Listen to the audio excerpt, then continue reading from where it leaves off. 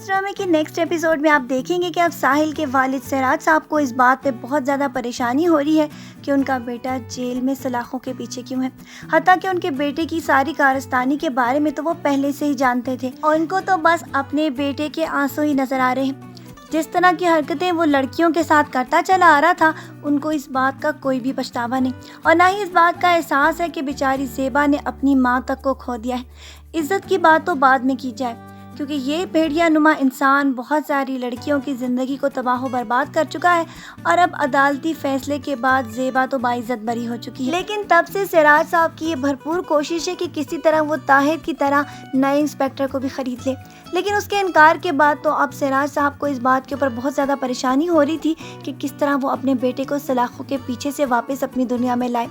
جس کے لیے وہ ہر ممکن کوشش کر رہے ہیں، یہاں تک کہ اب جب سے عدالتی فیصلہ نئی رپورٹ کے اوپر بیس کرے گا تو اب وہ مل کر اس ساری رپورٹ کو بھی بدلانے کی کوشش کرے گا، کیونکہ اس کو یہ معلوم ہے کہ اس کے بیٹے کو بچانے کے لیے صرف اس رپورٹ کا بدلنا بہت زیادہ ضروری ہے، ورنہ تو اس کا بیٹا کبھی بھی سلاخوں سے باہر نہیں نکلے گا۔ یہ تو ساری رپورٹیں بدلوانے کی کوشش کر رہے ہیں، لیکن خدا کا فیصلہ تو ہو چکا، کیونکہ جو کچھ بھی اس نے زیبا کے ساتھ اور دوسری لڑکیوں کے ساتھ کیا تھا اب وہی اس کے سامنے ثبوت بن کر آنے والا ہے، کیونکہ یہ تو زیبا کے ساتھ کی ہوئی ساری ناانصافیاں یہاں تک کہ سمت کے ساتھ بھی گفتگو کر چکا ہے اور اس کو یہ بھی کہہ چکا ہے کہ اس کے باپ کا پیسہ پہلے بھی چل چکا تھا اور وہ باعزت بری ہوا تھا، اور اب بھی اس کے والد کے پیسے کے بلبوتے فیصلہ تبدیل ہو جائے گا اور وہ ایک دفعہ پھر باعزت بری ہو کر زیبا کو جھوٹا ثابت کر دے گا۔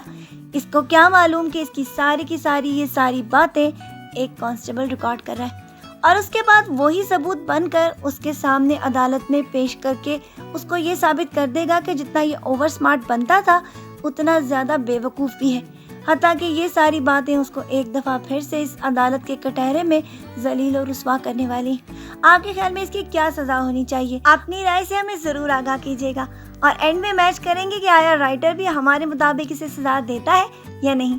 آج کے پرومو ریویو ویڈیو کو یہیں پر ختم کرتے ہیں۔ اپنا ڈھیر سارا خیال رکھیے گا بہت ساری دعاؤں کے ساتھ۔ اللہ حافظ۔